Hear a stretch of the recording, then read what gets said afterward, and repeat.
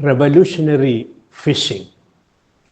Dear friends, in the gospel of today, we encounter the risen Lord once again. The apostles, who are totally dispirited and disappointed at the death of Jesus, once again intends to get back to their normal life of fishing. Peter says, "I'm going fishing." The gospel continues. They went out and got into the boat, but their fishing expertise and wisdom had failed them. That night, they caught nothing. A tender and caring voice breaks the stillness of the dark dawn. "Children, do you have any fish?" To their anguished reply, "No." Jesus' response sounds as foolishness and empty talk. "Cast the net on the right side of the boat and you will find some." It is contrary to their wisdom and experience. Should they listen to this stranger and act by his wisdom? It looks like a revolution in the fishing world. But an inner impulse overpowers them. The gospel says, "So they cast it, and now they were not able to haul it in because of the quantity of the fish." The revolutionary approach worked. What is the revolution? Looking at the unproductive and barren waters of the sea with the power of the risen Lord's words. Barren waters are transformed and empty nets are replenished. The risen Lord changes a fruitless toil into rich, productive achievement. Resurrection is not just an empty tomb, but a liberation from enslaving practices and thought patterns, a transformation of our values and goals. The first bondage which resurrection breaks is the bondage to the fear of death. Jesus destroyed death and sin.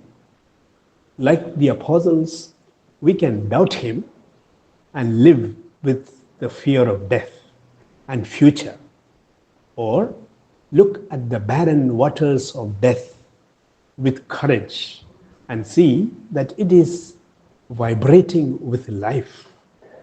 Death, where is your sting? Death, where is your victory? Next revolutionary change, which the resurrection brings about, is zeroing the distance between divinity and humanity, between God and man.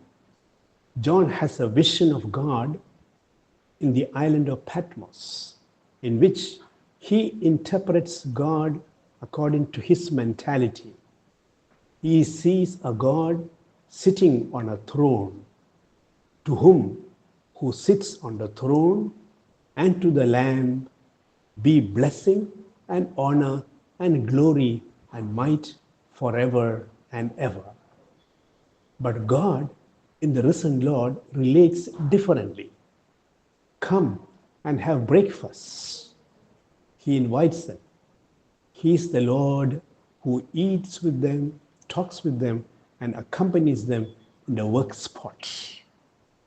Are we able to meet God during our daily chores, conversations, and struggles? The risen Lord who is with us, among us, we must follow and worship. Revolutionary view of the world. Resurrection brings about a revolutionary view of the world. Paul expresses it saying, "Christ is all and in all." The world belongs to God and he dwells in it. The earth is for all. Hence, all our brothers and sisters. It is said, that God made the world, but man made the continents and countries. Pope Francis was caught up in the resurrection revolution. He renounced the Pope Francis was caught up in the resurrection revolution. He declared that the earth is our common home and that we are all brothers and sisters. He had a global heart. He felt at home in the company of all, especially the poor. Hence, as soon as he was elected Pope, he renounced the opulent papal palaces and lived in the simple residence Santa Marta. Revolutionary view of wealth and power. Resurrection transforms our view of wealth and power. While they are gifts of God, it should not enslave us.